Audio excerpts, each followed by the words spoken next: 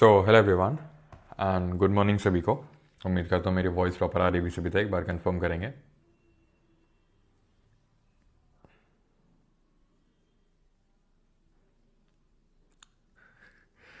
Sir आप तो 1+ से ब्रह्मचर्य हो गए। हाँ, बात तो सही है, क्या करें, मजबूरी है।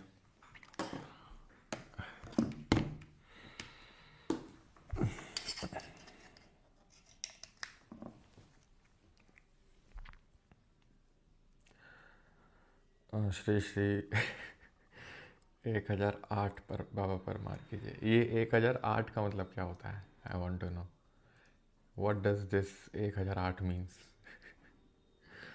क्यों? हाँ चलो भाई। तो आज जो हम लोग लेक्चर नंबर 8 शुरू करने वाले हैं, काफ़ी सालों के बाद हमारी क्लासेस आज फिर से शुरू हो रही हैं। और मानो ऐसा लग रहा हो कि भाई क्या चल रहा है ये। नहीं नहीं, अभी लगेगा तुम्हें, ठीक है। खैर, इससे पहले कि आगे बढ़ें, मेरी क्रिसमस और तेरी क्रिसमस सभी को। हाँ, तुझे क्या लगा नहीं लौटेंगे? हाँ।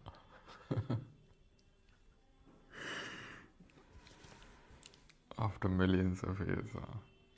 आगे घूमेंगे। सर आज क्रिसमस की छुट्टी बेटे, क्रिसमस की छुट्टी। अच्छा अरे चलो, मैं छुट्टी मांगू तो चलता भी है। इतना ट्रैवल कर किया, इतना घूमा फिरा, थक गया होगा आदमी। कम से कम 3-4 दिन का तो ब्रेक बनता है, लेकिन नहीं, आदमी तुरंत पढ़ाने पे आ गया। लेकिन तुम्हें क्या है, ब्रेक चाहिए। इतना दिन तुमने आराम किया। अच्छा मेरा तो समझ में आता है कि मैं तो घूमा फिरा हूँ, ठीक है, थक गया हूँगा, बहुत ज़्यादा ट्रैवल करना पड़ा है, एक्टिंग करनी पड़ी है। अब आई नो कि तुम पूछोगे सर एक्टिंग कहाँ करी तुमने, है ना। बताऊँगा अभी कहाँ एक्टिंग करी, लेकिन आगे बढ़ते हैं अभी, ठीक है। एंड आज तुलसी पूजा भी है, तो तुलसी माता को जय बोलेंगे। 2 तुलसी की पत्ती अच्छा, किस किस के घर में तुलसी का पेड़ है? क्यों, मेरे घर में तो है। सर न्यू पैटर्न सीरीज से SSCGD हो जाएगा क्या? बिल्कुल हो जाएगा सोनू जी, बिल्कुल हो जाएगा। और मास्टर बड़े दिन बाद, सौरभ बेटे ऐसे वेलकम करते हैं मास्टर का। How was your vacation? ठीक है, ठीक ठीक था। चलिए तो स्टार्ट करते हैं। करिए जरा क्वेश्चन। शुंगा डायनेस्टी याद है? आज से हजारों साल पहले की बात है। एक शुंगा डायनेस्टी करके हुआ करती थी और हम लोग उसके बारे में पढ़ा करते थे। हाँ सर याद तो आ रहा है कुछ, शुंगा शुंगा करी कुछ तो था, शुंगा, पुष्यमित्र शुंगा, लेकिन कुछ ज़्यादा याद नहीं आ पा रहा है, क्यों? So Pushyamitra Shunga was the founder of the Shunga dynasty. Yes, the Shunga rulers were strong supporters of Buddhism. कई स्ट्रॉन्ग सपोर्टर्स थे बुद्धिज़्म के, बताइए जल्दी से। अब देखो, हमें पता है कि जो पुष्यमित्र शुंग हैं, ठीक है, he was a kind of ब्राह्मण, और ये शिव जी के बहुत बड़े भक्त थे, थे कि नहीं थे? तो यहाँ पे स्ट्रॉन्ग सपोर्टर ऑफ बुद्धिज्म, ये वाला स्टेटमेंट यहाँ पे गलत हो जाएगा। दो दे पैटर्नाइज्ड दी, ठीक है, they patronised the Buddhism, because we know कि जो हमने सांची स्तूपा देखा था, स्तूपा नंबर 3, उसको एनलार्ज करने का काम from the sandstone was done by the Shunga dynasty, है ना। लेकिन लेकिन ध्यान रखना, स्टॉन्च फॉलोअर या सपोर्टर्स थे किसके? ब्राह्मणिज्म के, ना कि बुद्धिज्म के। इंडो ग्रीक्स के बारे में यहाँ पे स्टेटमेंट्स लिखे हुए, जरा बताइए कौन सा सही है यहाँ पे। So the Indo-Greeks introduced gold coins in India. Menander was a famous Indo-Greek ruler who embraced Buddhism. तो गोल्ड कॉइन्स इंट्रोड्यूस किए थे, yes, and also coin attributed to kings, जिसमें कॉइन्स में फोटो होती थी किसकी? रूलर की। Menander was a famous Indo Greek ruler who embraced Buddhism. Now this statement is true if you can recall the book Milinda Panho, ठीक है, अगर आप मिलिंद पन्हो रिकॉल कर पाएँ तो उसमें डायलॉग है मिलिंद यानी मियांडर और किसके बीच में? नागसेन के बीच में, जो वॉज अ बुद्धिस्ट मंक, तो उन दोनों के बीच में। तो option number C, both 1 and 2। With reference to the Kushan empire consider the following statement. Kushan साम्राज्य के संदर्भ में निम्नलिखित कथनों पर विचार करें। तो वी नो कि सेंट्रल एशिया से इन्वेजन हुए थे। सबसे पहले तो इंडो ग्रीक्स आए थे, देन उसके बाद शाक्स आए थे, देन उसके बाद जिनको कि हम स्काइथियंस भी बोलते हैं, उसके बाद आते हैं पार्थियंस, एंड उसके बाद आते हैं कौन? एट द लास्ट कुषाण, ठीक है। एंड कुषाण में भी अगर आपको याद हो, एक इंस्क्रिप्शन मिला था अफगानिस्तान में, क्या नाम था उसका, आर से शुरू हो रहा था, जहाँ से इनके जीनोलॉजी के बारे में पता चलता है कि पहले तो कुजिल कटफिशेस, विमा कटफिशेस, याद है आपको, एंड थर्ड नंबर पे कनिष्क नहीं थे अकॉर्डिंग टू जो रबर टक इंस्क्रिप्शन है। कौन था जरा बताइए, वो फोर्थ नंबर पे थे, तो रबर टक इंस्क्रिप्शन था वो, ठीक है, Rabatak inscription. Kanishka was the most famous ruler of this dynasty, yes, because इन्हीं के टाइम पे purest form of gold coins introduce start हुए थे, and also the largest hold of gold coins, largest hold of gold coins. The fourth Buddhist council was held during Kanishka's reign, चौथी बौद्ध संगीति कनिष्क के शासनकाल में हुई थी। तो पहला स्टेटमेंट तो सही है और चौथा भी सही है। If you can recall A K Ajatashatru, Kalashoka, Ashoka and Kanishka. Kanishka was the fourth, मतलब जो फोर्थ बुद्धिस्ट काउंसिल हुई थी उसको पैटर्नाइज किया था कनिष्क ने। तो ऑप्शन नंबर सी यहाँ पर आंसर होगा, बोथ 1 एंड 2, है ना। कहाँ पर हुई थी फोर्थ बुद्धिस्ट काउंसिल, जरा बताएंगे, where was the fourth Buddhist council held, क्यों। चौथी बौद्ध संगीति कहाँ पे हुई थी, क्या गुप्ता डायनेस्टी, रो क्यों रहे हो, हैं, गुप्ता डायनेस्टी। मतलब छपरी वाली गरी, मतलब हरकत यहाँ पे तुम दिखाई देते हो कुछ लोग, है ना, मतलब चल रहा है यहाँ पे कुछ, कमेंट कर रहे हो कुछ। तो फोर्थ किसने पार्टनाइज करी थी, कनिष्क ने करी थी, एंड कहाँ पर हुई थी, कुंडलवन कश्मीर में। Consider the following statements about the Satavahana, ठीक है, जो सातवाहन वंश था उसके बारे में कुछ स्टेटमेंट्स दिए, आपको बताना है कौन सा सही है। Satavahanas ruled mainly in the Deccan region, mainly क्या डेक्कन रीजन में इनका रूल था, this statement is true. Gautamiputra Satakarni defeated the Shakas, Gautamiputra Satakarni ने शख्स को डिफीट करने का काम किया था। अब अगर आपको याद हो तो ये भी हमने पढ़ा था कि ये सही है, तभी तो नासिक इंस्क्रिप्शन गौतमीपुत्र बलसारी ने उसमें मेंशन करवाया था कि भाई गौतमीपुत्र जो सतकर्णी है, इनका जो बेटा है, उसने शख्स को डिफीट किया। तो ऑप्शन नंबर यहाँ पर सी आंसर होगा, both 1 and 2। And the last question is consider the following statement regarding the post modern art and culture. Gandhara art shows the Greek influence and Mathura art used blue schist stone.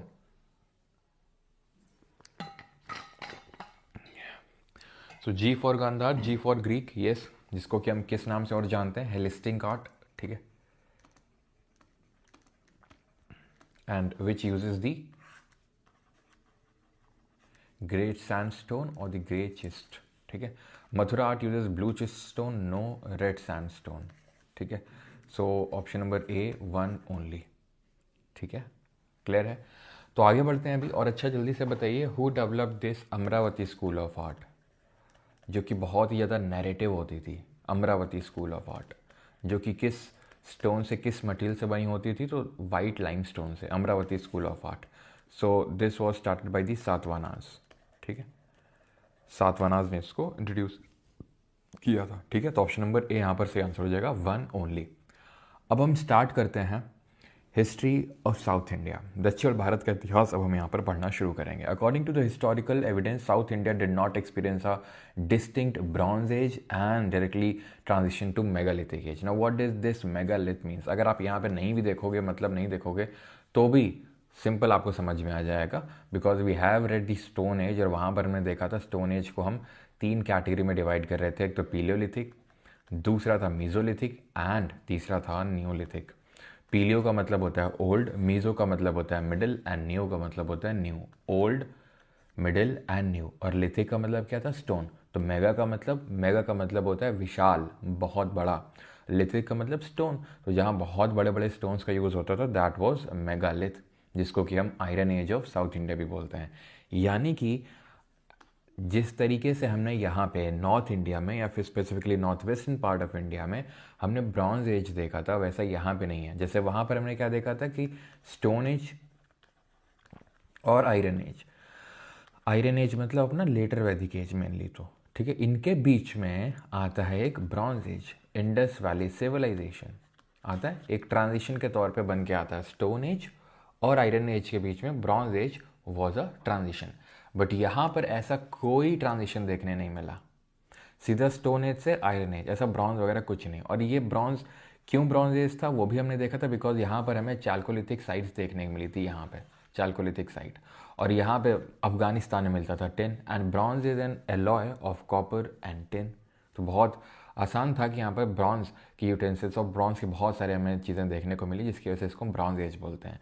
But they did not knew about the iron, तो iron age नहीं बोलते हैं। और ये classification किया किसने था? 3 as की classification, stone age, bronze age और आयरन एज में, CJ थॉमसन ने, अगर आपको याद आ रहा हो तो। ठीक है, अब ये हम किस टाइम पीरियड की बात कर रहे हैं? तो ये हम अभी टाइम पीरियड की बात कर रहे हैं लगभग 2500 से लेके 500 BC। अब अगर आपको याद हो पिछली वाली क्लास में जहाँ पर हमने पोस्ट मौर्य देखा था, तो वहाँ पे हम लोग कहीं ना कहीं 2nd सेंचुरी AD तक पहुँच चुके थे, याद है आपको? क्योंकि कुशान्स वगैरह आ गए थे, और कुशान्स उसी टाइम पे आए थे, 2nd सेंचुरी AD के टाइम पे वो रूल कर रहे थे, यानी कि 200 AD 300 AD टाइम पीरियड की बात हो रही है वो। ठीक, अब ये क्या किस टाइम पीरियड की बात है? ये है 2500 से 500 BC लगभग। अब ये आपको अलग अलग जगहों में अलग अलग मिलेगा, जैसे कि कहीं पे 1500 से 500 भी लिखा हुआ मिलेगा, कहीं पे क्वेश्चन SSC में पूछा जा चुका है पहले, एंड दैट इज कि कब से मेगालिथ बनाने का कल्चर शुरू हो चुका था। Let me show you first the megaliths. Megaliths मतलब बड़े बड़े पत्थर। आप यहाँ पे देख सकते हैं कितने बड़े बड़े पत्थर हैं ये अपने आप में। तो ये हैं क्या? तो ये बड़े बड़े पत्थर जो हैं कहाँ रखे जाते थे? मतलब क्या ये खेल चल रहा है क्या कुछ, कि चलो बैलेंस कर देते हैं, या फिर कुछ क्या है ये? तो एक्चुअल में, या फिर क्या भूत सवार था कि ऐसे बड़े बड़े पत्थर इस फॉर्म में उनको रखने थे? तो दीज वर दी ग्रेव्स, कब्र। तो कब्र में इस तरीके से वो बड़े बड़े पत्थर रखते थे। ठीक है, फाउंड इन ग्रेव्स। इस शेप में जो होते थे, काइंड ऑफ, ये जो शेप आप देख पा रहे हैं काइंड ऑफ पाई शेप, ये डॉलमेन कहलाए और ये मेनहीर कहलाए, जो थोड़े से अजीब शेप के हैं लेकिन खैर हैं। तो मेनहीर है ये। ठीक है, डॉलमेन हो गई है और ये मेनहीर हो गए। क्लियर है? These are the structures found in India associated with the megalith culture in of the South India. क्या नॉर्थ इंडिया में मेगालिथ नहीं, नॉर्थ इंडिया में सच में कोई बड़े बड़े पत्थरों का इस्तेमाल ग्रेव्स में रखने के लिए नहीं किया गया। We found these in the southern part of India and more importantly the far south. Far south क्या है? तो जो हमने, अगर आपको याद हो, ज्योग्राफी में भी read about the Krishna river. Krishna river का ओरिजिन कहाँ से हो रहा था? तो कृष्णा के जो पूरा नीचे वाला area, that is called as far south.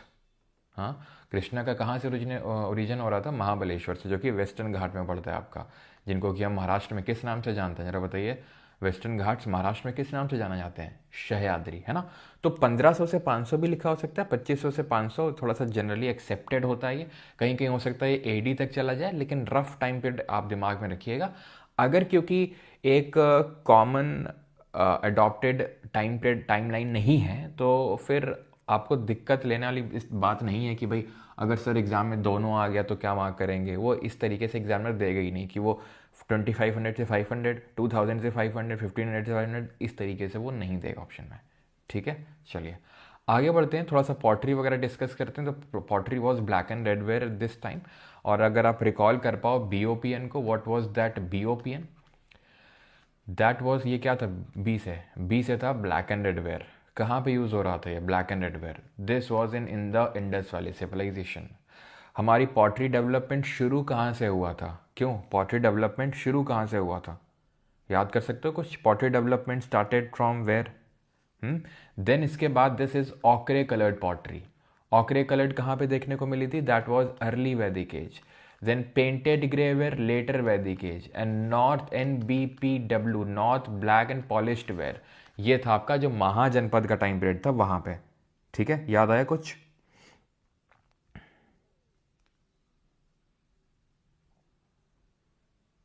Yes, Neolithic. Neolithic सबका सही है, neolithic is the correct answer.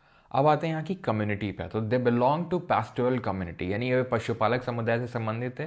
They knew about the agriculture but did not practise it. उन्हें कृषि का ज्ञान तो था लेकिन वैसे प्रैक्टिस नहीं करते थे, वो करते नहीं थे एग्रीकल्चर। मेनली पास्टोरल कम्युनिटी थी ये। ठीक है, the history of South India start from the Chera, Chola और पांड्या। तो जो हमारा फार साउथ का अगर हम हिस्ट्री की बात करें, दैट इज कृष्णा रिवर के साउथ वाला रीजन, तो यहाँ पर हमें चेरा, चोला और पांड्या की हिस्ट्री पढ़नी पड़ती है। But before reading that history हम ये देखेंगे कि इनके बारे में हमें पता कैसे चला, कौन से ऐसे लिटरेरी एविडेंसेस थे जहाँ से हमें इनके बारे में पता चला कि कोई तो किंगडम था चेरा, कोई तो किंगडम था पांड्या, चोला, या फिर उनके बारे की उनको वहाँ की पॉलिटी कैसी थी, वहाँ के कौन कौन से राजा हुए। वो सारी चीज़ें हमें पता चलती हैं कहाँ से? वो सारी चीज़ें हमें पता चलती हैं संगम में। संगम क्या है? तो संगम है असेंबली ऑफ पोएट्स, यानी कि बड़े बड़े विद्वान, पोएट्स, सेजेस, ये सब लोग आके मिले, उसको हम बोलते हैं संगम। यानी वो जो असेंबली हुई उसको हम बोलते हैं संगम। 3 संगम हुई। कितनी? 3, जिनको कि collectively we called as Muchchangam. ठीक है, तीनों तमिलनाडु में हुई, पहली वाली मदुरई में, दूसरी कपाडपुरम में और तीसरी भी मदुरई में। ठीक है, इनको पैटर्नाइज करने का काम किया था तीनों को पांड्याज ने। पैटर्नाइज करने का काम हमने पढ़ा था बुद्धिस्ट काउंसिल, जैसे हमने पढ़ा फर्स्ट, सेकंड, थर्ड, फोर्थ, और उसमें हमने देखा कि किस असेंबली को, किस काउंसिल को किसने पैटर्नाइज किया, मतलब कि किसने एक तरीके से खर्चा पानी उठाया। That is called as patronise. ठीक है, तो यहाँ पे अगर बात करेंगे तो किसने पैटर्नाइज किया? पांड्याज ने पैटर्नाइज किया। पहली हुई मदुरई में, दूसरी कपाडपुरम में और तीसरी भी मदुरई में हुई आपकी। द फर्स्ट वन जो आपकी पहली है, उसके चेयरमैन कौन थे? ऋषि अगस्त। ठीक है, पहले के चेयरमैन थे ऋषि अगस्त, दूसरे के थे तोलकापियार और तीसरे के थे आपके नक्कीरार। कौन थे? नक्कीरार। ये थोड़ा सा ध्यान रखना आपको। ठीक है, सो संगम क्या, और ये हम किस टाइम पीरियड की बात कर रहे हैं, कब ये संगम हुई थी? तो 3rd सेंचुरी बीसी से लेके 3rd सेंचुरी एडी, यानी कि 3rd सेंचुरी बीसी का मतलब वही 300 बीसी के टाइम पीरियड की बात हो रही है, और 3rd सेंचुरी एडी का मतलब है 300 एडी के आसपास की बात हो रही है। मतलब कि वो जो 600 साल का जो टाइम पीरियड था 300 बीसी से लेकर 300 एडी के बीच का, that is termed as the Sangam age. ठीक है, assemblies were held at Tamil Nadu, वो तो मैंने देख लिया अभी कि तमिलनाडु में हुई थी, जिनको कि हम मुच्छंगम के नाम से जानते हैं। ओके, क्लियर है यहां तक सभी को ना? अब यहां पे कौन कौन सा टेक्स्ट कंपाइल हुआ वो देखते हैं। पहली बात तो ये ध्यान रखिएगा, पहले का देयर इज नो टेक्स्ट। पहले संगम में जो टेक्स्ट कंपाइल हुआ था वो किसी को कभी मिला नहीं। ठीक है, तो इसलिए पहला जो संगम हुआ था उसका टेक्स्ट किसी के पास नहीं है। गुप्ता डायनेस्टी को कब करवाएंगे? गुप्ता डायनेस्टी को अभी करवाएंगे, आज ही करवाएंगे। गुप्ता डायनेस्टी को आज ही करवाएंगे, संगम एज हो जाएगा, फिर संगम एज के बाद हम लोग गुप्ता डायनेस्टी पे जाने वाले हैं। ठीक है, तो रुकिए थोड़ी देर, फिर गुप्ता डायनेस्टी देखते हैं, है ना। तो ऐसा लग रहा है कि जैसे परसों कोई पेपर है, कल ही नहीं, परसों नहीं, कल ही पेपर है और उसमें पूरे क्वेश्चन गुप्ता डायनेस्टी से आने वाले हैं। टॉपिक चल रहा है कोई और, संगम में लगे हुए हैं 3-4 लोग, मैं देख रहा हूँ गुप्ता पोस्ट गुप्ता गुप्ता, नहीं वो संगम में तो होता रहेगा। पहले मैं जल्दी से कमेंट तो कर दूं, गुप्ता पोस्ट गुप्ता, कहीं भूल ना जाए कि ये भी पढ़ाना होता है। और फिर बाद में कमेंट करूंगा वंस मोर, समझ नहीं है, वंस मोर।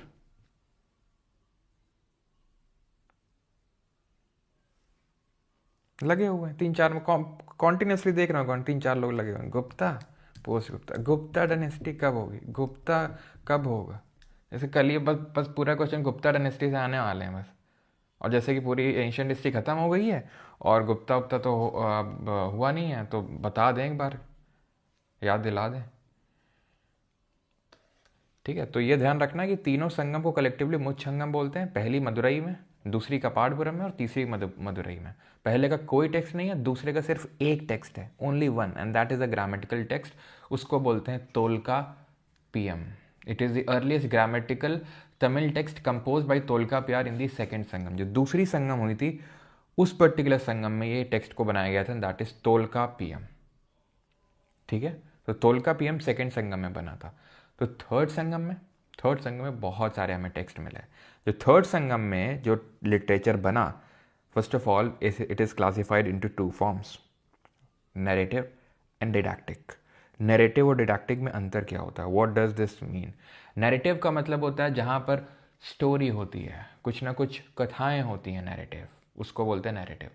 डिडैक्टिक जो पोइटिक फॉर्म में होती है, जिसमें कुछ ना कुछ तो इंस्ट्रक्शंस होते हैं। जैसे कि नॉर्थ इंडिया में रामायण और महाभारत 2 एपिक्स हैं, वैसे ही, चलो अभी वो तो खैर आगे देखेंगे, लेकिन उसी तरीके जैसे हमारी महाभारत है तो उसमें भगवत गीता है ना, महाभारत का पार्ट भगवत गीता, जिसमें कि कृष्ण जी अर्जुन जी को उपदेश दे रहे हैं, इंस्ट्रक्शंस दे रहे हैं, तो वो है काइंड ऑफ डिडैक्टिक। और ये क्या है, यहाँ पर कथाएं, स्टोरीज हैं।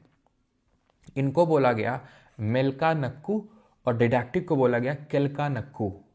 मेलका नक्कू और केलका नक्कू, ये it consist of 18 major works and it contains of 18 minor works, जो बहुत लंबे लंबे स्टोरीज हैं, that is called as major work. Minor work का मतलब बहुत छोटे छोटे वर्सेज हैं, बहुत छोटे छोटे वर्सेज हैं, बहुत छोटी छोटी पोइटिक मैटर है, that is called as केलका Nakku. ठीक, अब एग्जाम्पल के तौर पे जैसे नैरेटिव में अगर बात करेंगे तो एट्टू कोकाई है, एट्टू तोकाई, अट्टू का मतलब होता है 8, एट्टू का मतलब क्या होता है 8। ठीक है, तो 8 इसमें एंथोलॉजीज़ हैं, ऐसे पट्टू पट्टू है, एट्टू गोई है, पट्टू है। इसी तरीके से अगर बात करूँ तो आपका ये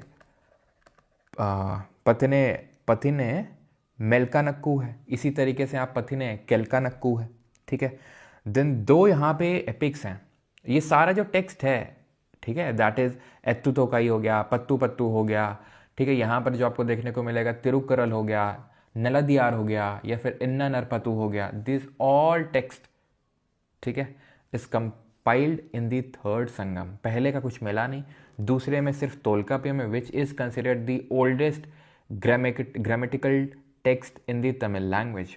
और जो थर्ड संगम हुआ, जो मदुरई में हुआ, उसके टेक्स्ट, उसके लिए बहुत सारे हमारे पास लिटरेरी एविडेंसेस हैं, बहुत सारे हमें टेक्स्ट मिले हैं। उनको हम 2 कैटेगरी में डिवाइड करते हैं। नैरेटिव हैं जिनको मेलका नक्को बोलते हैं, डिडैक्टिक को केलका नक्को बोलते हैं। इसके एग्जाम्पल है जैसे एत्तू तोकाई हो गया, ठीक है, पट्टू पट्टू हो गया, यहाँ पर तिरुकुरल हो जाएगा, नलदियार हो जाएगा, और आपका इन्ना नरपतु। क्या है, रटना है? नहीं, रटने की ज़रूरत नहीं है, बस थोड़ा सा देख लो। जो रटना है वो ये 2 टेक्स्ट हैं आपके, जिनको 2 एपिक्स बोला जाता है इन टाइम्स का। एपिक्स जैसे अब नॉर्थ इंडिया में रामायण और महाभारत 2 एपिक्स हैं, वैसे साउथ इंडिया के 2 एपिक्स हैं, सिलापतिकरम और Manimekalai. What is this Silappatikaram? So this is written by the Ilango Adigal, ठीक है। इसको किसने लिखा है? इलांगो अडिगल ने लिखा है सिलापतिकरम को। ये कौन थे अभी हम आगे देखेंगे, जब चेरा डायनेस्टी देखेंगे वहाँ पे। तो एक राजा थे, वहाँ के राजा हुए, उन्हीं के ये भाई थे जिन्होंने पत्नी कल्ट की शुरुआत करी थी, ये हम आगे देखेंगे, ठीक है। उन्होंने पत्नी कल्ट की शुरुआत करी थी, उनका नाम था चिरान सेंगुतुवन। और पत्नी कल्ट है क्या, वो भी इस स्टोरी से एसोसिएटेड है जो इसमें लिखी हुई है। So actually it is written by Ilango Adigal and it that tells about a young merchant Kovalan's marriage to the virtuous Kannagi and his love for the courtesan Madhavi. यह इलांगो अडिगल द्वारा रचित है, जो युवा व्यापारी कोवलन के सदाचारी कन्नगी से विवाह और गणिका माधवी के प्रति प्रेम की कथा बताता है। क्या कथा है वो थोड़ा समझ लीजिए। कथा कुछ इस तरीके से है कि ये जो कोवलन है, ओके, एंड जो कन्नगी है, ये दोनों हस्बैंड वाइफ थे। जीवन सुखी तरीके से चल रहा था, ठीक है। कोवलन एक दिन गए भरतनाट्यम डांस देखने। भरतनाट्यम परफॉर्म कर रही थी माधवी, ठीक है। तो Madhavi was a Bharatanatyam dancer, और इतना मंत्रमुग्ध हो गए कोवलन, इतना मंत्रमुग्ध हो गए कि कोवलन ने अपनी वाइफ कन्नगी को छोड़ दिया और माधवी से शादी कर ली, काइंड ऑफ माधवी के साथ रहने लगे, कन्नगी को छोड़ दिया। ओवर द टाइम, ठीक है, again man will be man, भले शीघ्रम स्टैग होता ना होता, लेकिन मैन तो मैन ही रहेगा, ठीक है। खैर, तो फिर हुआ ये कि जब माधवी ने कोवलन को लगा कि वो उनको चीट कर रही हैं, धोखा दे रही हैं, फिर उनके लिए सही नहीं है, ठीक है। तो कोवलन ने माधवी को छोड़ दिया और फिर से कन्नगी के पास चले गए। अब नॉर्मली कोई होगी विमेन तो क्या कहेगी, चला जा यहाँ से, यही तो कहेगी, ठीक है। लेकिन ऐसा नहीं किया कन्नगी ने। Kannagi accepted him, that is Kovalan को कन्नगी जी ने एक्सेप्ट किया, ठीक है। और यहाँ तक कि अब क्योंकि कोवलन की थोड़ी सी बेइज्जती टाइप हो गई थी, कैसे कोई काम वाम देगा, है ना। तो इसीलिए ये लोग पहले तो चोला जो किंगडम है दैट इज़ यहाँ पे रहते थे, उसके बाद ही थोड़ा सा नीचे की ओर माइग्रेट कर गए मदुरई में। और मदुरई में इन्होंने क्या, कन्नगी ने अपनी पायल वगैरह कोवलन को दी कि जा इसको बेच के कुछ काम देखो, ठीक है। इसको जाओ और बेच के कुछ काम वगैरह देखो, क्योंकि वहाँ पे तो काम मिलने से रहा जहाँ पे इन्होंने ये किया था, ठीक है। तो कोवलन जब इसको बेचने जाते हैं एक सुनार के पास, ठीक है, जहाँ से इनको पैसे मिलने वाले थे, तो उसको ऐसा लगा कि ये तो जो वहाँ के महाराजा हैं, पांड्या यहाँ पर किंगडम हुआ करता था मदुरई में, तो जो वहाँ के राजा हैं उनकी जो रानी जी हैं, रानी साहिबा की पायल है, ये चुरा के लाया है ये। तो ऐसा उनको लगा, क्योंकि बहुत सिमिलर मैचिंग थी, क्योंकि उसी ने बनाई थी उनकी भी पायल। तो इसीलिए वो, यानी कि वो सुनार टाइप जो होता है, जो पैसे देने वाला था, वो ये बात राजा को बताता है कि इसने आपकी जो रानी साहिबा है उनकी पायल चुराई है। तो इसीलिए जो राजा होते हैं उनको मृत्यु दंड दे देते हैं, किसको, कोवलन को, इस चक्कर में, ठीक है। जबकि वो सही नहीं था, वो बाद में पता चलता है कि एक्चुअल में वो पायल उनकी थी नहीं, वो तो कन्नगी की थी, लेकिन हाँ बहुत सिमिलर तरीके से दिख रही थी। जब ये कन्नगी को बात पता चलती है तो कन्नगी ने काइंड ऑफ श्राप दिया, और इस तरीके से जो पांड्या एम्पायर था, जो राजा था जिनका, जो पांड्या किंग थे, उनका पूरा एम्पायर ख़त्म हो जाता है, उनकी पूरी नगरी जल जाती है, ठीक है। ऐसा कहा जाता है, ऐसा स्टोरी है। तो कन्नगी को जो है आज भी भगवान के रूप में पूजा जाता है, ठीक है। साउथ इंडिया में एक्सट्रीम अगर आप साउथ में जाओगे तो गॉडेस के रूप में इनको पूजा जाता है फॉर हर क्वालिटीज़, ठीक है, कन्नगी जी को।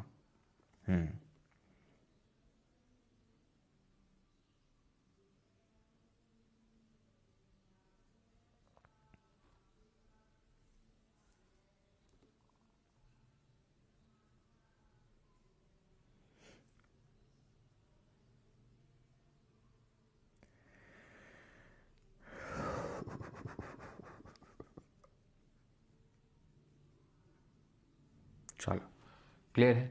अब होता क्या है, एक और टेक्स्ट है that is money Meghalaya. Money Meghalaya कौन है, तो ये कोवलन और माधवी इन दोनों की डॉटर होती है, समझ रहे हैं आप। कन्नगी इसकी वाइफ थी, लेकिन कन्नगी और इसकी डॉटर नहीं है, एक्चुअल में कोवलन और माधवी की डॉटर है जिसका नाम है मनी मेघालय, जिसको लिखा है चितलाई चितरनार ने, which epics story of Kovalan and Madhavi's daughter Manimekalai. तो मनी मेघालय की स्टोरी है ये इसमें, जिसके बारे में ऐसे डिटेल में नहीं पढ़ना है, बस ध्यान रखिएगा ऑथर के बारे में। ओके नाउ अब हम यहाँ पे ज्योग्राफी के बारे में, क्योंकि अब जब हम देखेंगे चेरा चोला पांड्या के बारे में तो हमें पता चलना चाहिए, थोड़ा पता होना चाहिए किस तरीके से किंगडम्स बने, चेरा चोला पांड्या किस तरीके से इस्टेब्लिश हुए। तो ये इस्टेब्लिश हुए धीरे धीरे थिनाइस से।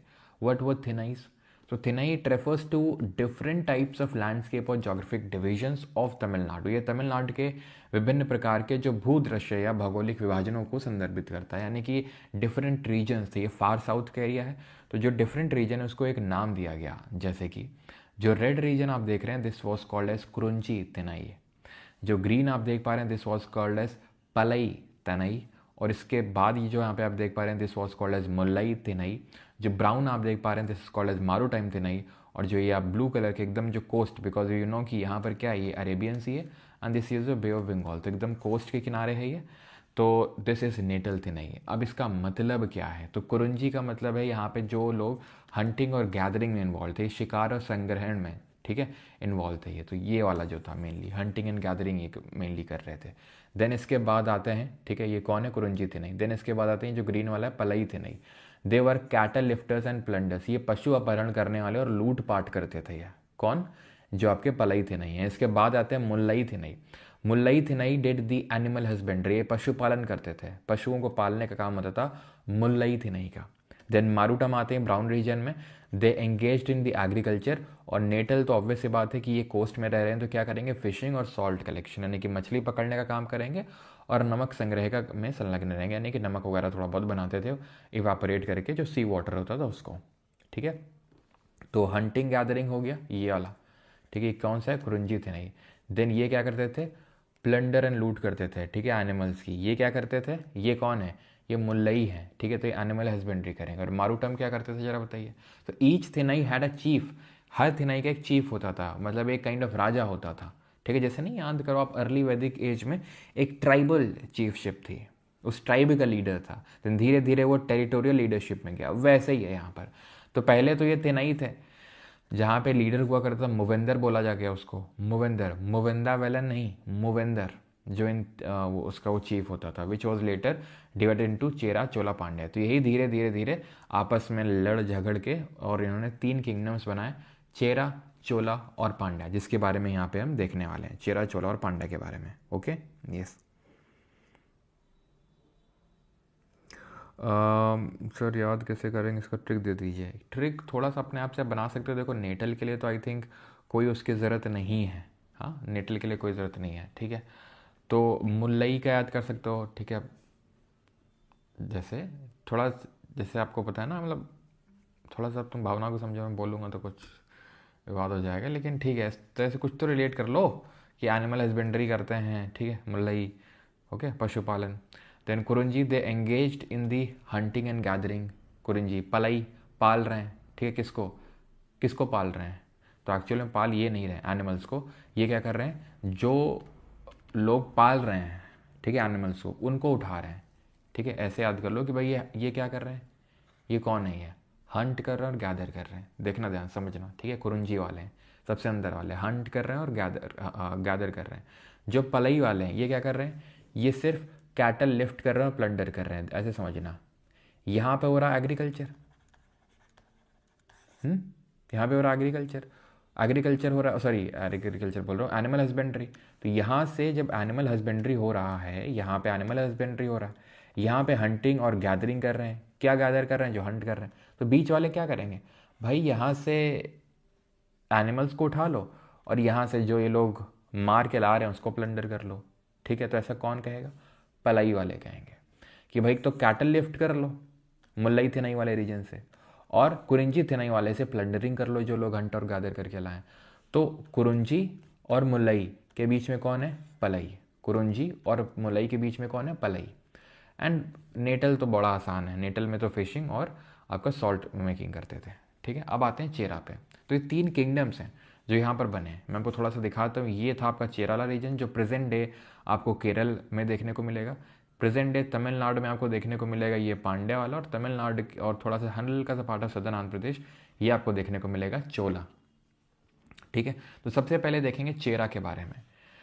दे were ruling in the Kerala and the parts of Tamil Nadu, यानी कि केरल और कुछ पार्ट ऑफ तमिलनाडु में इनका रूल था। कैपिटल इनकी वंजी और करूर थी। तो कहीं कहीं पे आपको करूर भी देखने को मिलेगी, या तो वंजी या करूर। ठीक है, तो करूर भी आपको इनकी कैपिटल ध्यान रखनी है।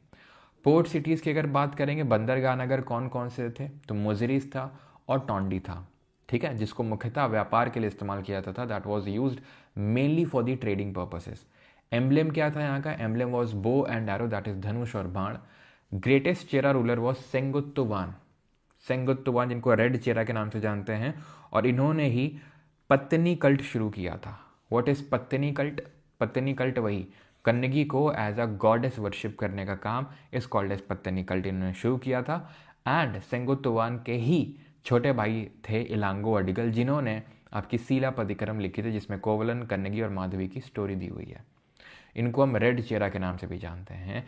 पुगालूर इंस्क्रिप्शन जो है तमिलनाडु में आपको देखने को मिलेगा। कारूर में तमिलनाडु मेंशंस अबाउट देम। ये किसके बारे में मेंशन करता है? जो पुगालूर इंस्क्रिप्शन है, जो चेरा रूलर्स थे उनके बारे में। अब आते हैं चोलास पे। तो नोन एज चोल मंडलम। ठीक है, नोन एज चोल मंडलम। तो चोल मंडलम के नाम से ही जाने जाते थे। कैपिटल की अगर बात करेंगे तो पूहड़ या उरायूर थी। पूहड़ जो आज का कावेरी पट्टनम है, आज का इसको हम कावेरी पट्टनम के नाम से जानते हैं। Okay, and Uraiyur. Puhar is a port city and is also known as Kaveri Pattinam, दिया भी हुआ है। एम्ब्लेम इनका टाइगर था। अर्लीस्ट रूलर इनके थे एलारा। ठीक है, Elara was the earliest ruler of this dynasty. Greatest ruler की अगर बात करेंगे तो करई काल थे। अब ध्यान रखिएगा इस चीज़ को कि चोला जो है हम फिर से पढ़ेंगे, डिटेल में पढ़ेंगे चोलास के बारे में।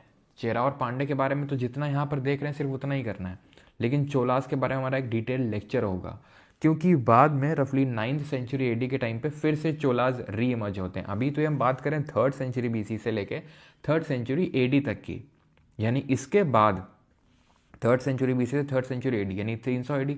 इसके बाद ये चोलास डिसअपियर हो जाते हैं और उसके बाद फिर से 9th सेंचुरी एडी में ये फिर से इनका री इमर्जेंस होता है, और उनको हम बोलते हैं इंपीरियल चोलास या लेटर चोलास। उनके बारे में हमें डिटेल में पढ़ना होता है, जिसमें अगर आपने कभी सुना हो राजा राजा चोला, राजेंद्र चोला, वो सब उसी में आते हैं। यहाँ पे हमें नहीं पढ़ना है कि उन्होंने क्या टेम्पल्स बनवाए, क्या लैंड डोनेशंस थे, कुछ नहीं, सारा वहीं पे देखना है उसको। ठीक है, ग्रेटेस्ट रूलर कौन थे? Karikala. He fought the battle of Venni along the Kaveri river and also defeated combined armies of Chera and Pandya. तो ये हमें टेक्स्ट से पता चलता है कि किस तरीके से जो चोला रूलर थे कराईकाल, उन्होंने वेन्नी का बैटल लड़ा था कावेरी रिवर के बैंक्स में, और जिसमें चेरा और पांड्या की जो कंबाइंड फोर्सेज हैं उनको हराने का काम किया था किसने? कराईकाल ने। They traded in cotton cloth from Uraiyur. ये वे सूती वस्त्रों के व्यापार के लिए प्रसिद्ध थे। ठीक है, they traded in the cotton cloth.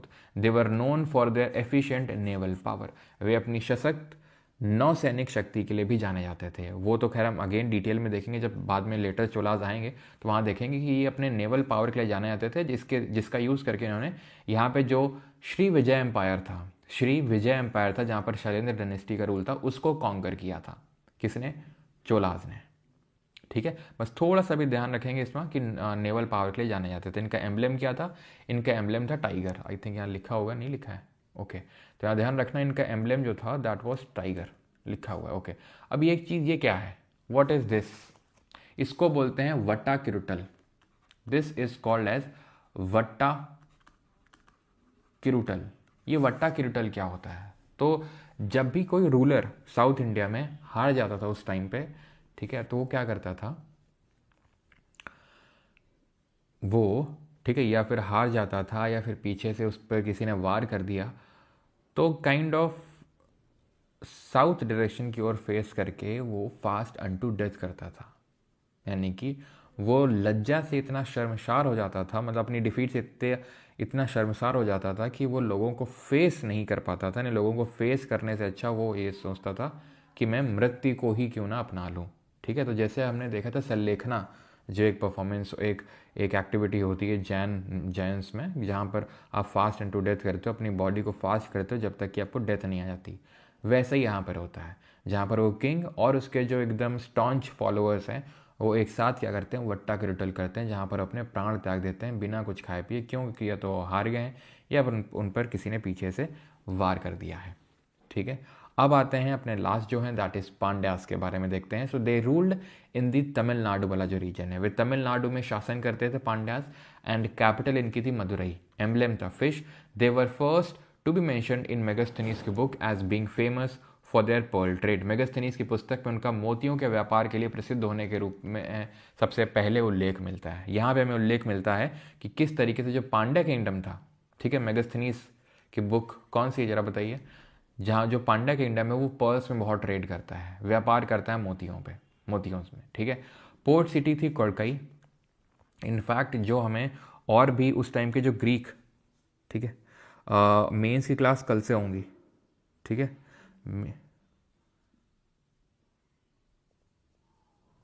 अच्छा ठीक है, देखते हैं अगर टाइम मिलता है तो मैं करवा देता हूँ रिव्यू। ठीक है, मेंस की क्लास बाकी कल से स्टार्ट होंगी आपकी। ओके,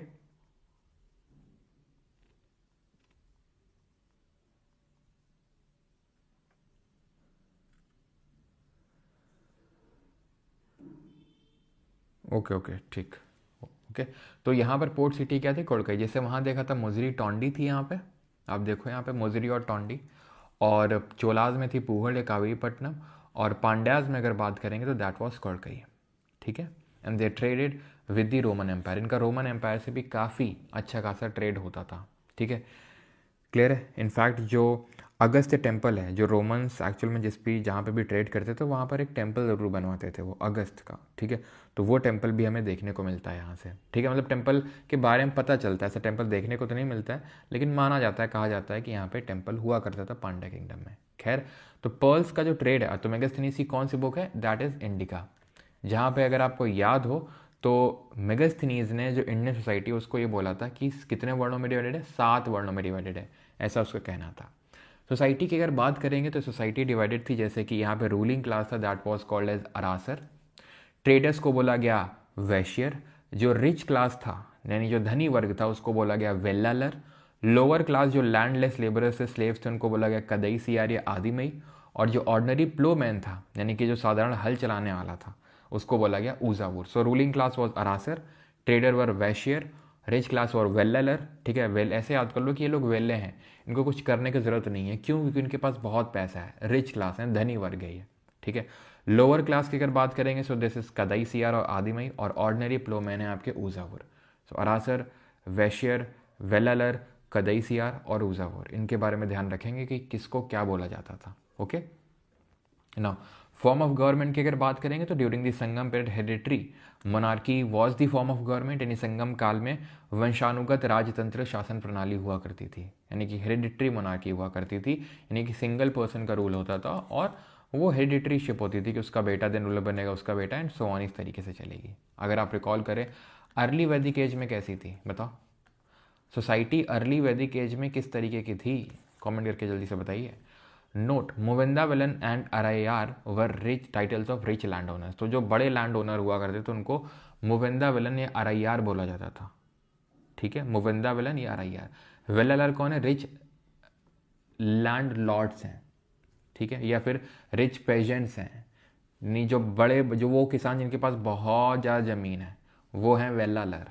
ठीक है, वो हैं वेल्लालर जिनके पास बहुत बहुत बड़े किसान हैं। ठीक है, उसी तरीके से हैं आपके मुविंदा विलन और अरैयार भी। मुविंदा विलन को कंफ्यूज मत करना मुविंदर से।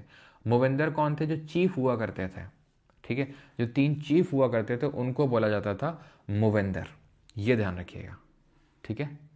किसी का यहाँ तक कोई डाउट हो तो पूछ सकता है, बिकॉज यहाँ पे और अर्ली वैदिक एजिक जो सोसाइटी थी वो कैसी थी, Vedic early Vedic age society that was mainly अगर हम देखें तो पैस्टोरल कम्युनिटी थी, ठीक है। बाद में उन्होंने एग्रीकल्चर प्रैक्टिस करना, फ्लरिश होना शुरू हुआ जब आयरन की डिस्कवरी हो गई थी लेटर वैदिक एज में। And we are done with today's lecture. काफ़ी छोटा था आज का लेक्चर, बिकॉज संगम एज काफ़ी छोटा ही टॉपिक है आपका, ओके। किसी को डाउट हो तो भी पूछ सकता है। अभी कोर्ट का जज आया है, रेप केस भाई MLA, वो कौन सेंगर करके हो जो है ना उसका। तो 23 सर जी 23 को थर्ड शिफ्ट में मेरा एग्ज़ाम था, इकोनॉमिक्स से 10 क्वेश्चन आए थे। अच्छा, यहाँ CPO को किस किसने दिया था? आवाज़ बढ़ा दो। CPO किस किसने दिया था? Elango अडिगल, author of शिलापट्टिकम, Chico Gupta, Elango अडिगल थे। नहीं भाई, वट्टा किरटल और सलेखना सेम नहीं है, वो सिमिलर हैं, थोड़े सिमिलर हैं। लेकिन वट्टा किरटल जैसे सलेखना तो तब परफॉर्म किया था जब आपको ये है कि भाई I want to give up everything. पहले आप देखते हो जैन धर्म में बहुत लोग अपना सारा पैसा दान कर देते हैं, तो धीरे पहले तो आप अपना पैसा दान करते हो सारी चीज़ें, फिर अपना आप शरीर दान कर देते हो, दैट इज सलेखना। यहाँ पे क्या है, यहाँ पे इसलिए आप मृत्यु को अपना रहे हो बिकॉज आपकी ह्यूमिलिएटिंग डिफीट हुई है, तो आप लोगों को फेस नहीं कर पा रहे हैं, इतनी ज़्यादा आपको लज्जा हो गई है। येस देयर वर रूलर्स जिन्होंने परफॉर्म किया, लेकिन ऐसा अच्छा हमें टेक्स्ट में किसी पर्टिकुलर रूलर के बारे में नहीं पता चलता कि इन्होंने परफॉर्म किया। सर जी आप कैसे हैं सर, आप अपने ट्रिप के बारे में बताइए। अच्छा, ट्रिप के बारे में बताएं, बताते हैं, रुक जाओ अभी पहले क्वेश्चन वगैरह लगा लें फिर बताते हैं, ठीक है। हाँ, what was can circle? Can circle is kind of, जैसे अभी हमने देखा बड़े बड़े पत्थर यूज़ किए जा रहे हैं ग्रेव्स में, अगर ग्रेव्स के अराउंड इस तरीके से पत्थर रख के उसको सर्कुलर फॉर्म में बना दिया जाए, छोटे छोटे पत्थर रख के, तो that is called as cairn circle, ठीक है।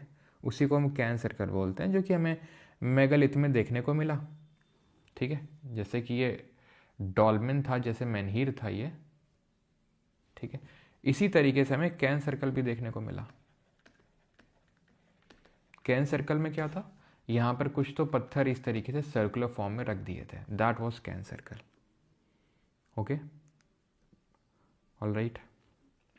चलो, तो अभी हम यहाँ पर करते हैं क्या, क्वेश्चंस। एंड जिसको भी काइंड ऑफ रिकॉर्डिंग चाहिए बैच की, नोट्स चाहिए, ठीक है, प्राइवेट टेलीग्राम ग्रुप एक्सेस आप यहाँ से परमार जी के बैच 4.0 से ले सकते हैं, ऑल राइट। चलो अभी हम कर लेते हैं इसके क्वेश्चंस। चलो पहला क्वेश्चन करिए। पहला तो आप नहीं कर पाएंगे, पहला मत करो अभी, ये करो दूसरा वाला, जल्दी जल्दी पहले क्वेश्चन करते हैं। डिस्काउंट दे दो लास्ट टाइम, नहीं डिस्काउंट तो देखो नहीं मिल पाएगा एज सच, अगर आप सोच रहे हैं कि समराइज कर दीजिए, करते हैं अभी, रुक जाओ, ठीक है, पहले ये क्वेश्चन कर ले, ओके।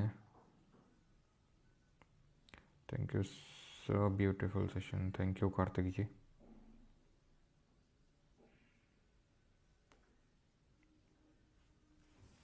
चलो, so Tolkappiyam is not correct. Tolkappiyam के बारे में कौन सा सही नहीं? It is a treatise on grammar, yes it is. It was found between the first and the fourth century AD, yes. It was part of the Sangam corpus, yes. Sangam का साहित्य का ही एक अंग था ये।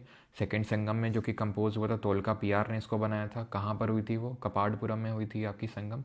It was compose by Panini. Panini ने तो अष्टाध्यायी लिखी थी, which is the oldest book on the grammar, but Sanskrit grammar, not ना कि तमिल ग्रामर, ओके। एक सेकंड रुकिए इस क्वेश्चन को भी, पहले ही तोल्कापियम पे फिर से करो एक क्वेश्चन।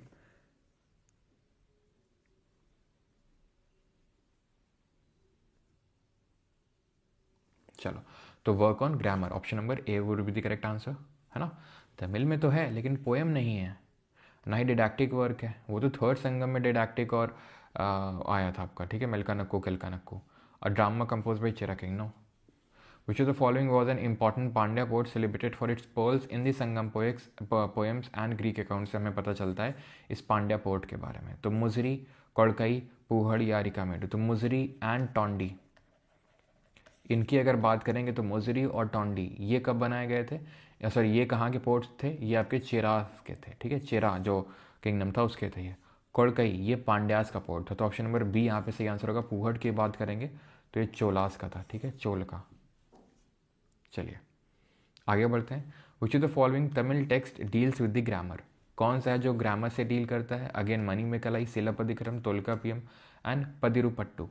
तो मणिमेकलाई, शिलापतिकरम दीज वर एपिक्स, ना कि ग्रामर से एसोसिएट थे, ग्रामर से आपका तोल्कापियम था। Okay, now which of the following explains the practice of vatta kirutal as mention in the Sangam poems. निम्नलिखित में से कौन सा एक संगम कविताओं में यथावर्णित वटरी कुत्तल, ठीक है, की प्रथा से को स्पष्ट दर्शाता है। ये पूछा गया आपका सिविल सर्विस में 2023 में, ठीक है। Kings employing women bodyguards, no. Learned persons assemblies, no. Answer क्या हो जाएगा, king defeated in a battle committing ritual suicide by starving himself to death, option number D. तो जब किसी की डिफीट हो जाती थी तब ये परफॉर्म किया जाता था, ठीक है। Which of the following statements about the Sangam literature in ancient south India is correct. प्राचीन दक्षिण भारत में संगम साहित्य के बारे में निम्नलिखित में से कौन सा एक सही है, बताइए। संगम लिटरेचर के बारे में कौन सा सही है। Sangam poems are devoid of any reference to the material culture. Sangam कविताओं में भौतिक संस्कृति का कोई संदर्भ नहीं है। The social classification of varna was known to Sangam poets. Sangam poems have no reference to warrior ethics. Sangam literature refers to magical forces as irrational. Sangam साहित्य में जादुई ताकतों को असंगत बताया गया है। नाउ वी नो ये जो संगम लिटरेचर है, ठीक है, अब इसके बारे में हमने इतना डिटेल में तो नहीं पढ़ा कि इसमें कोई मटेरियल कल्चर था कि नहीं था, वॉर एथिक था कि नहीं था, और कौन पढ़ता है, कोई नहीं है। भले ये सिविल सर्विस में क्वेश्चन पूछा गया, बट आप ये मत सोचना कि हर किसी वो जो सिविल सर्विस की प्रिपरेशन करते हैं वो पढ़ते होंगे, नहीं पढ़ता है कोई। लेकिन आप ये देखो कि Sangam poems are devoid of any reference to material culture, यानी कि भौतिक संस्कृति कोई संदर्भ था ही नहीं। एक्सट्रीम है ये स्टेटमेंट। अगर एक भी रेफरेंस होगा तो अपने आप स्टेटमेंट गलत हो जाएगा। सिमिलरली तीसरा भी अगर हम यहाँ पर पढ़ेंगे, that is Sangam poems have no reference to war ethics. Sangam कविताओं में समर शौर्य का कोई संदर्भ था ही नहीं। अगेन ये भी एक्सट्रीम सेंस में जा रहा है, तो ये भी सही नहीं होगा। The social classification of varna was known, ठीक है, ये जर्नलिस्टिक है कि हाँ सोशल क्लासिफिकेशन वर्णा के वर्ण सिस्टम के बारे में इनको पता था संगम पोएट्स को, तो पता ही होगा। अगर नॉर्थ में था, ठीक है, तो साउथ में थोड़ा बहुत तो होगा ही। ऐसा तो है नहीं कि नॉर्थ में बिल्कुल था और साउथ में बिल्कुल पता ही नहीं था उसके बारे में, ठीक है। वैसे साउथ में था नहीं, लेकिन पता था कि हाँ वर्ण सिस्टम इस तरीके से था, ठीक है। Sangam literature refers to magical forces irrational. अब मुझे बी और सी डी में अगर चुनना है तो I would go with B, because थोड़ा सा अफर्मेटिव टाइप लग रहा है, ठीक है। Which of the following with reference to ancient south India Korkai, Poompuhar and Muziris were well known. तो ये क्या थे, कैपिटल सिटीज़ थे, पोर्ट्स थे, centres of iron steel making थे, या फिर श्राइन्स ऑफ जैन तीर्थंकर थे। तो अगर बात करेंगे कोडकई, पूमपुहड़ और Muziris, so these were well known ports, ठीक है। मुजरी और टोंडी किसका था, वो था आपका चेरा का, कोडकई आपका पांड्यास का था, और पूहड़ चोलास का था। ओके, इनको जरा क्रोनोलॉजिकल ऑर्डर में लगाइए। नोट्स अपलोडेड हैं सबके, संदीप जी आप चेक करिए जाके, नोट्स नॉट अपलोडेड, हर एक लेक्चर के अपलोडेड है। चलिए, तो अब बताइए इसको ऑर्डर में लगाना है। अब मैंने आपको बताया था, क्यों मैं आपको टाइम पीरियड बताता था, इसीलिए बताता था सो दैट कि इस तरीके के क्वेश्चन आप कर पाओ। अष्टध्यायी, ठीक है, पनिनी, याद है कुछ जो पनिनी ने लिखी थी, ये कब कंपोज हुई थी, लगभग 5th सेंचुरी बीसी में, 500 बीसी के आसपास, 400 से 500 बीसी के आसपास। संगम लिटरेचर, भरत जी का नाट्यशास्त्र और चरक संहिता। चरक संहिता अगर आपको याद हो तो ये लगभग 400 बीसी में बनी थी, लेकिन उसके बाद 200 एडी आसपास कनिष्क के टाइम पे चरक ने चरक संहिता को फर्दर जो थी उसको फर्दर और इम्प्रोवाइज करने का काम किया था। तो ये बात तो ट्रू है कि जो हमने पढ़ा था कि Ashtadhyayi it is the oldest book on the grammar, ठीक है। तो 4 से ही शुरुआत होगी, और 4 से शुरुआत होगी तो एक ही ऑप्शन है जहाँ 4 से शुरुआत हो रही है, okay. And Sangam literature we know 3rd century BC से 3rd सेंचुरी एडी, ठीक है, 3rd सेंचुरी बीसी से 3rd सेंचुरी एडी। जो भरत ने नाट्यशास्त्र लिखी दैट वाज लगभग हम बोल सकते हैं 2nd सेंचुरी, मतलब वही लगभग 1st से 2nd जो सेंचुरी एडी का जो टाइम पीरियड है तब लिखी गई थी। तो भरत की जो नाट्य शास्त्र है भरत मुनि की, जो हम पढ़ेंगे, जब हम क्लासिकल डांसेस ऑफ इंडिया पढ़ेंगे जिसमें भरतनाट्यम, कथकली, इस सब के बारे में मेंशन है, वो यही नाट्य शास्त्र है जिसको कि हम 5th वेद के नाम से भी जानते हैं, 5वें वेद के नाम से भी जानते हैं। 4 3 1 2। ना जो हमने क्वेश्चन छोड़े थे उनको कर लेते हैं पहले, फिर आगे बढ़ते हैं। Consider the following statement about the Madurai, the capital city of the Pandya kingdom. तो पांड्या किंगडम के बारे में यहाँ पर स्टेटमेंट्स दिए हुए हैं, आपको बताना है कौन सा सही है। It has been described in Madurai Kanchi was as a large grand city enclosed by walls on 3 sides and the Vaigai river on the 4th side. The Arthashastra mentions it as the center of fine cotton textiles. Other literary sources describe it as a major craft center. ना मदुरई के बारे में कि it was famous for pearl trading, ये अर्थशास्त्र नहीं बताती है कौटिल्य की, ठीक है। ये कौन बताता है? मेगास्थनीज की इंडिका बताती है। तो दूसरा वाला यहाँ पर स्टेटमेंट गलत हो जाएगा, और अगर ये गलत होता है तो यहाँ पर option number A would be the correct answer, question number 3rd। But एक सेकेंड रुको, consider following. The Arthashastra mentions it as a centre of fine cotton. Okay okay okay, cotton का ही है। पर्ल ट्रेडिंग का मेंशन था, ठीक है, Perl trading का मेंशन था मेगास्थनीज की इंडिका में, और यहाँ पर लेकिन बात हो रही है कॉटन टेक्सटाइल की। 3rd other literary sources describe as a major. ये तो तीसरा तो सही होगा यार, ठीक है, तीसरा तो सही होगा ही होगा। अगर तीसरा सही होगा तो ये और दोनों तो नहीं हो सकते हैं। दैट मीन्स कि 2 3 एंड 1 2 3, 1 को अपन को चेक करना है, 1 को थोड़ा सा ध्यान से पढ़ना होगा। अब ये देखो, ये अगर आप देखो ना 3rd स्टेटमेंट ढंग से पढ़ो तो ये बहुत ही जर्नलिस्टिक टाइप का स्टेटमेंट है। Other literary sources describe it as a major craft centre. किसी एक पर्टिकुलर क्राफ्ट की तो बात नहीं कर रहा है, और ना किसी पर्टिकुलर लिटरेरी सोर्स की बात कर रहा है। अदर लिटरेरी सोर्सेज यानी कोई हैं लिटरेरी सोर्सेज जो इसको मेंशन करते हैं मेजर क्राफ्ट सेंटर के बारे में, तो कोई ना कोई तो टेक्स्ट होगा ही जो मेंशन करता होगा। तो बहुत ही जर्नलिस्टिक टाइप का स्टेटमेंट, और जो जर्नलिस्टिक होते हैं जनरली सही होते हैं आपके, ठीक है। पहला वाला जो है आपका मदुरई कांची के बारे में, ये पूरी तरीके से ये तो पूरी तरीके से सही है आपका, ठीक है। अर्थशास्त्र का एक second literary source describe it as major craft centre. The Arthashastra mention it as a centre of fine cotton textiles.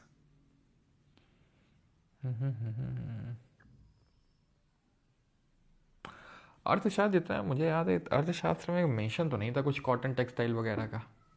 अर्थशास्त्र में इसका उल्लेख सूती वस्त्रों के केंद्र के रूप में किया गया। मेगास्थनीज की इंडिका में तो है, लेकिन अर्थशास्त्र में सच तो नहीं है, ठीक है। पर्ल ट्रेड के बारे में वहाँ पे लिखा हुआ है, किसमें? इंडिका में, पर्ल ट्रेड के बारे में। कॉटन टेक्सटाइल के लिए फेमस था पांड्या किंगडम, लेकिन अर्थशास्त्र में इसका डिपिक्शन तो नहीं मिलता है। 1 और 3 कोई है नहीं। अभी के लिए इसमें आप टिक करो 1 ओनली, ठीक है, 1 ओनली, ऑप्शन नंबर ए, ठीक है। क्योंकि अर्थशास्त्र में ऐसा कोई मिलता नहीं है, जितना मुझे पता है कोई ऐसा रेफरेंस नहीं है। ध्यान रखना, जो हमने पढ़े थे अशोक के इंस्क्रिप्शन, अशोक के जो इंस्क्रिप्शंस हैं, इनफैक्ट जो अगर आप 2nd नंबर का देखोगे, आप 13 नंबर का देखोगे जिसमें कलिंग वॉर के बारे में मेंशन है, तो यहाँ पर चेरास के बारे में मेंशन, इनको केरल पुत्र के नाम से मेंशन कर रखा है, पांड्या के बारे में मेंशन कर रखा है, ठीक है, चोलास के बारे में मेंशन कर रखा है, और इनफैक्ट सीलोन यानी श्रीलंका के बारे में मेंशन कर रखा है। बस इनके बारे में, ये तो बात कर रहा हूँ मैं अशोकन इंस्क्रिप्शंस की, 2nd और 13 मेगास्थनीज की इंडिका में। बट अर्थशास्त्र से तो हमें ऐसा कोई एविडेंस देखने नहीं मिलते हैं जितना मुझे पता है। और अगर दूसरा गलत हो गया तो पहला तो फिर सही होना ही होगा, 1 ओनली। तो 1 ओनली अभी आप मार्क करो, ठीक है। चलो पहला वाला क्वेश्चन करते हैं। With reference to ancient South India the terms Vichitrachitta, चित्रकरपल्ली और चैत्यकरी रेफर्स टू, ये सब क्या है? मार्केट हैं, टेम्पल्स हैं, टाइटल्स हैं, या फिर सेंटर्स ऑफ कलर मेकिंग है। तो दीज आर दी टाइटल्स। ये जब हम चोलास के बारे में, सॉरी पल्लवास के बारे में पढ़ेंगे, अभी आएंगे ना पल्लवास, ठीक है, पल्लव कौन थे वो भी हम देखेंगे आगे चल के। तो उन्हीं के एक राजा हुए महेंद्र वर्मन 1, उन्होंने ये टाइटल्स लेके रखे थे। विचित्र चित्र हो गया, चित्रकरुपुल्ली हो गया, या फिर चैत्यकारी हो गया, उन्होंने ये टाइटल लिए थे। विचित्र चित्त का मतलब क्या होता है? इसका मतलब ये होता है जो कि बहुत ज़्यादा सोचता है, जो बहुत ही ज़्यादा अपने बारे में, वर्ल्ड के बारे में ये सारी चीज़ें सोचता है, उसको हम बोलते हैं विचित्र चित्त। That means N extraordinary mind, ठीक है। और ये है काइंड ऑफ, इसका मतलब होता है, चित्रकरापुली का मतलब होता है टाइगर, ठीक है। तो ये टाइटल्स थे आपके जो लिए गए थे भाई महेंद्र वर्मन वन, जो कि पल्लव डायनेस्टी के रूलर थे। The term Sangam refers to which of the following, ठीक है, संगम शब्द निम्नलिखित में से किसे संदर्भित करता है? Literary assembly of Tamil scholars, south Indian religious text, a type of Tamil poetry, या फिर अ तमिल डायनेस्टी। संगम, संगम क्या है? तो संगम है आपकी literary assembly of Tamil scholars, option number A. Read the below statement marked as assertion and reason and mark the correct options. बिल्कुल sir, ChatGPT तीनों को सही बता रहा है क्वेश्चन 3 का। चैट जीपीटी से हम क्वेश्चन नहीं पूछ सकते हैं बिकॉज चैट जीपीटी कई बार गलत आंसर बताता है, इसके लिए ऑफिशियल आंसर की देखनी पड़ेगी, ठीक है। The murals of Tirumalaipuram and Sittanavasal caves are important surviving examples of Pandya art, this is true, ठीक है। म्यूरल्स मतलब जो फॉर्म ऑफ आर्ट होती है, जो वॉल्स में बनाई जाती है आर्ट को म्यूरल कहा जाता है, ठीक है, यहाँ पे हिंदी में लिखा हुआ है। चलो, तो these murals are mainly found on the outer walls of the temples and depict mythological war scenes. Now this is wrong because outer walls पे नहीं बना हुआ था, ये inner walls पे बना हुआ था, ठीक है, inner walls पे। तो assertion तो true होगा but reason false होगा, so option number C is the correct answer. All right, 14th है the 5 village committees Variums such as Niraliyai Variam and Nidhi Variam were a unique administrative feature of which of the following dynasties? तो किस dynasty का ये feature थे? पांड्या, मौर्य, सातवाहनास या फिर गुप्तास? किन का फीचर थे 5 village committees? Cholas, sorry Cholas नहीं, पांड्यास, मौर्य, सातवाहनास, गुप्तास। तो ये तो होंगे नहीं, ऑब्वियस सी बात है। किसके बारे में पढ़ रहे हैं अभी, ठीक है, 5 विलेज कमिटीज। चलो आगे बढ़ते हैं। Which of the following text is considered the earliest Tamil grammar work? निम्नलिखित में से किस ग्रंथ को सबसे प्राचीन तमिल व्याकरण ग्रंथ कहा माना गया? मणिमेकलाई चतुर्णा ने लिखी थी, तोलका पीएम आंसर होगा। शिलापतिक्रम किसने लिखी थी, जल्दी से बताइए।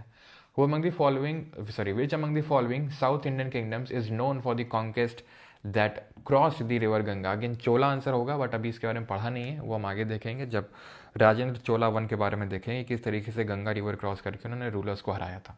The Periplus of the Erythraean sea was written in the, तो कब ये लिखा गया था पेरिप्लस ऑफ इरेथ्रियन सी? तो ये लिखा गया था आपका 1st सेंचुरी एडी के टाइम पे, ठीक है, 1st सेंचुरी एडी के टाइम पे लिखा गया था। और ये एक ग्रीक टेक्स्ट है ये, जहाँ पे हमें साउथ इंडियन किंगडम्स के बारे में पता चलता है कि किस तरीके से ट्रेड करते थे, ठीक है, ट्रेड किस तरीके से साउथ इंडियन किंगडम्स का होता था, ये पेरिप्लस ऑफ एरिथ्रियन सी से पता चलता है। ऑथर कौन था? ओरिजिनल ऑथर इसका किसी को नहीं पता है, तो ऑथर के बारे में आपसे नहीं पूछेगा। बाद में इसको एक कोई तो विल्फ्रेड करके हुए ऑथर, उन्होंने कंपोज किया था विल्फ्रेड, लेकिन वैसे ओरिजिनल ऑथर किसी को नहीं पता। Does not belong to the Sangam period, कौन नहीं है? तो चेरा भी है, चेरा यहाँ पर है, पांड्या यहाँ है और चोला यहाँ पे है, बट गुप्ता अभी नहीं, ठीक है। गुप्ता कल हम स्टार्ट करेंगे, तो Gupta is important no doubt, but कल स्टार्ट करेंगे भाई उसको, ठीक है। Which of the following literary works of Sangam period has been regarded as a collection of the oldest surviving Tamil poetry? Tamil poetry कौन सी इसमें? मनी में कलाई इज नॉट अ पोएट्री, ठीक है।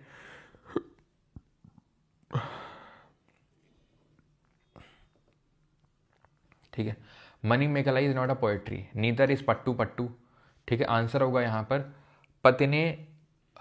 पतिनेन मेलका नक्कू, पोएट्री मेलका नक्कू, याद करिए,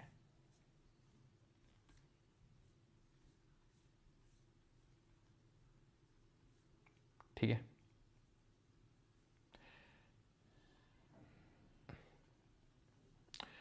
पट्टू पट्टू जो था, Pattu Pattu, that was mainly anthology. What is anthology? तो एंथोलॉजी भी एक तरीके क्या है कि एंथोलॉजी भी आर काइंड ऑफ स्टोरी, ठीक है, तो ये एंथोलॉजी थी। Answer would be Pathinen Melkanakku, okay. Sangam literature was compose in which classical language? तो बहुत आसान है, तमिल। अगला, which part of the following which of the following territories to the south and north were made part of the Chola kingdom by the successors of the ruler विजयलया? अब विजयलया के बारे में पढ़ा नहीं है बिकॉज ये लेटर चोला से बिलोंग करते हैं, जो इंपीरियल चोलाज हैं जो बाद में आते हैं 9th सेंचुरी एडी के टाइम पे, ठीक है। तो जो आपके ये मेनली पल्लवस थे और जो चेराज थे, इनको, ठीक है, इन सब, ओके, ठीक है, पूछ रहे हैं सक्सेसर्स को विजयलया ने अपने अंडर में ले लिया था। अगेन ये हम आगे पढ़ेंगे, वैसे आंसर तो पांड्या और पल्लव होंगे इसके, ठीक है। पल्लव थे और पांड्या मेनली, तो यानी ऑप्शन नंबर बी। लेकिन अभी इसके बारे में अभी हमने पढ़ा नहीं है। Silappatikaram the jewelled anklet the earliest epic poem in Tamil was written by. Tolkappiyar ने तो तोलका पीएम कंपोज किया था, दिस वॉज इलांगो अडिगल। ठीक है। 3 पोएट्स पंपा, पोन्ना एंड रन्ना वो मतलब किस लिटरेचर से बिलोंग करते हैं? तो एक्चुअल में अगेन ये हमने पढ़ा नहीं है अभी। राष्ट्रकूट जब एम्पायर देखेंगे तो वहाँ पर राष्ट्रकूट एम्पायर में ये 3 ज्वेल्स आते हैं जिनको कि हम ज्वेल्स ऑफ कन्नड़ लिटरेचर बोलते हैं। ऑप्शन नंबर ए आंसर होगा। Dash authored by Tolkappiyar is the earliest Tamil literature. Tolkappiyar द्वारा रचित डैश सबसे प्राचीन तमिल साहित्य कृति है, तो ये तोलका पियाम हो जाएगा। Option number A. Pandya kingdom was The Pandya kingdom was first mentioned by Megasthenes, who said that their kingdom was famous for pearls. Their capital was, तो इनकी कैपिटल क्या थी ये क्वेश्चन पूछ रहा है। तो कैपिटल इनकी मदुरई थी। ये किसकी थी? चोलास की थी। चोलास ये दोनों थी, ठीक है। और बाद में कावेरीपट्टनम भी, जिसको पूहर भी थी, बाद में जाके उरायूर और तंजावुर भी इनकी कैपिटल बनती है लेटर चोला के टाइम पे। Which is the following of the port city of Pandyan kingdom. तो पांड्या का क्या था? डिंडुगुल। डिंडुगुल आज तमिलनाडु में, जो कि अपने तालों के लिए बहुत फेमस है ना, जो लॉक सिस्टम होता है। आंसर होगा कोड़कई, ऑप्शन नंबर बी। सियालकोट किसकी कैपिटल थी? सियालकोट किसकी राजधानी थी? आज के लेक्चर से नहीं है, ये पिछले वाले लेक्चर से। मियांडर would be the correct answer. The emblem of the Chera dynasty was that control the central and the northern parts of Kerala. तो एम्बलम क्या था पूछ रहा है, सिंपल क्वेश्चन है। तो चेरा था आपका बो एंड एरो, ठीक है, बो एंड एरो, ओके। टाइगर था चोला का, फिश था पांड्या का। Who among the following was the famous ruler of the Pandya dynasty of the south India. तो कौन फेमस रूलर थे यहाँ के? नेदू जलियान थे सेकंड, नेदू जलियान दी सेकंड। कराई काल थे, अशोक थे, या निज़ाम शाह थे? तो बहुत आसान है, कैसे? निज़ाम शाह अभी इस्लाम तो नहीं आया है, ठीक है। अशोक मौर्य डायनेस्टी थे, कराई काल चोला से थे, तो बच गया कौन? Nedunjeliyan. Sangam poems mention a Tamil word muvendar which means, तो मोवेंदर का मतलब है क्या? मोवेंदर मीन्स 3 चीफ्स, 3 प्रमुख। आखिरी क्वेश्चन है, which of the following statements is correct with respect to the Sangam literature. These texts were composed to be supposed to be composed and compiled in assemblies of poets. The Sangam literature compiled in assemblies of poets were held in the city of Madurai. तो ये आपका पहला वाला, और ये sorry English में, और ये आपका हिंदी में। तो पहला वाला जो स्टेटमेंट होगा यहाँ पर वो तो बिल्कुल सही है। These text were suppose to be composed and compiled in assemblies of poets, और ये मदुरई में हुई थी। पहली मदुरई में, तीसरी मदुरई में, दूसरी कपाटपुरम में हुई थी। तो आंसर ऑप्शन नंबर बी हो जाएगा। यहाँ पे क्योंकि स्पेसिफिक तो बोल नहीं रहा है कि पहली, दूसरी, तीसरी, तो option number B both 1 and 2 answer would be the correct answer. Anuradhapur, the old capital of Sri Lanka, was destroyed by which of the following dynasties of the South India in the 10th century AD? अभी हम 10th century AD में आए नहीं हैं। वहाँ पे कौन आएंगे? वहाँ पे चोलाज आएंगे, ठीक है। वहाँ पे चोला आएंगे, लेकिन अभी उनके बारे में हमने पढ़ा नहीं है, ठीक है। तो यहाँ पर होता है, हम 2 क्वेश्चन आपके लिए होमवर्क है, एंड यहाँ पे होता है हमारा आज का लेक्चर खत्म। आज का छोटा सा लेक्चर होता है खत्म यहाँ पे, राइट। अब किसी का कुछ डाउट है? जो लोग गुप्ता गुप्ता चिल्ला रहे थे, अब बताओ क्या दिक्कत है तुमको? ठीक है, गुप्ता हम लोग कल देखेंगे। कल हम लोग गुप्ता एम्पायर के बारे में स्टार्ट करेंगे। हम्म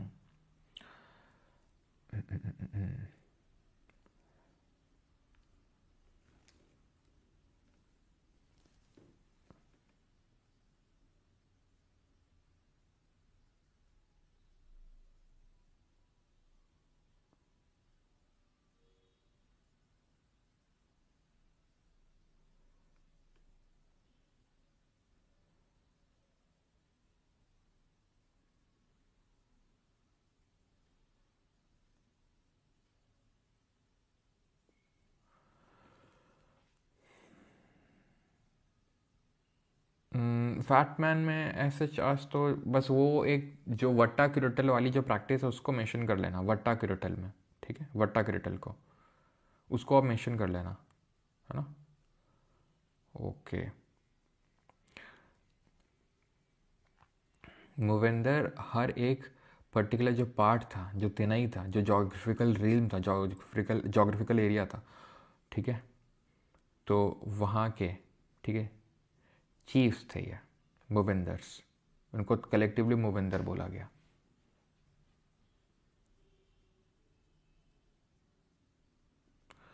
हाँ भी वकाटक नहीं पढ़ा है, पढ़ेंगे आगे सब। क्यों इतना, वो अभी ख़त्म थोड़ी ना हुई हिस्ट्री।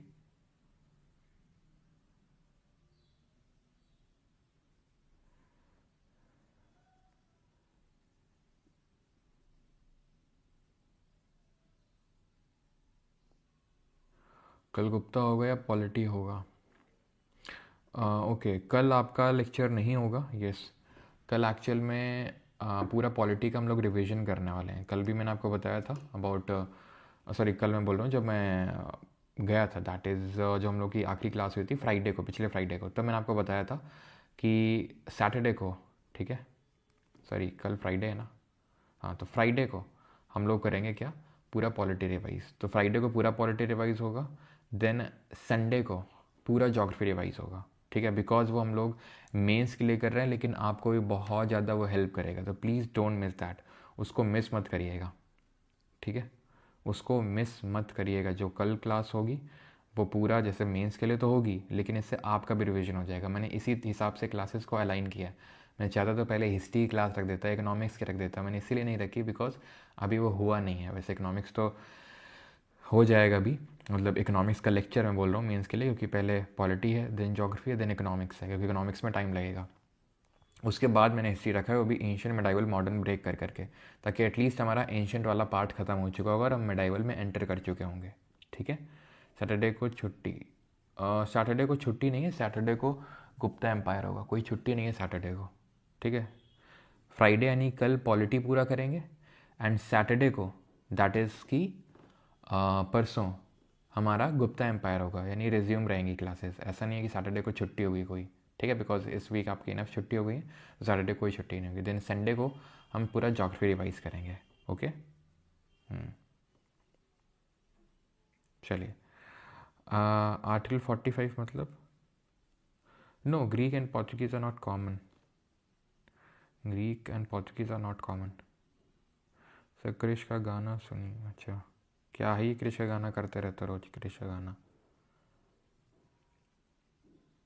चलिए, तो मिलते हैं कल, पूरा रिवाइज करके आइएगा, और कायदे के लेवल के क्वेश्चंस होंगे वहाँ पे, पूरा हमारा पॉलिटी रिवाइज होगा, सभी के लिए क्लास मैंडेटरी है, नहीं तो ऐसे भूल जाओगे। कल पूरा पॉलिटी रिवाइज जब हम करेंगे बैठ के, तो पूरा एक ही लेक्चर में सारा जो भी आपका भूल गए हो आप, वो सारा कुछ रिवाइज हो जाएगा। सेम हम संडे को वो करेंगे, दैट इज़ ज्योग्राफी करेंगे, एंड उसके बाद फिर इकोनॉमिक्स, इकोनॉमिक्स तो आपने खैर अभी नहीं किया है, लेकिन उसके बाद फिर हम एशियन हिस्ट्री करेंगे, देन मेडाइवल करेंगे, मॉडर्न, इस तरीके से। ऑलराइट, थैंक यू, धन्यवाद। और जिसको भाई रिकॉर्डिंग चाहिए बैच की, ठीक है, लेक्चर की एंड क्विजेज एंड एवरीथिंग, तो वो आप यहाँ से परमार जो जी के बैच 4.0 है in the Parmar academy app and website, वहाँ से आप कर सकते हो, ओके। चलिए, थैंक यू एवरीवन, मिलते हैं कल, okay, thank you.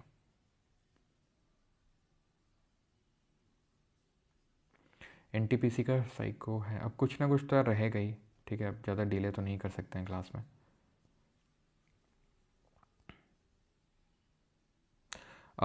Jaiswal ji, CM Jaiswal जी, आज मिल जाएगा अपडेट आपको सब कुछ, ठीक है। चलिए, थैंक यू।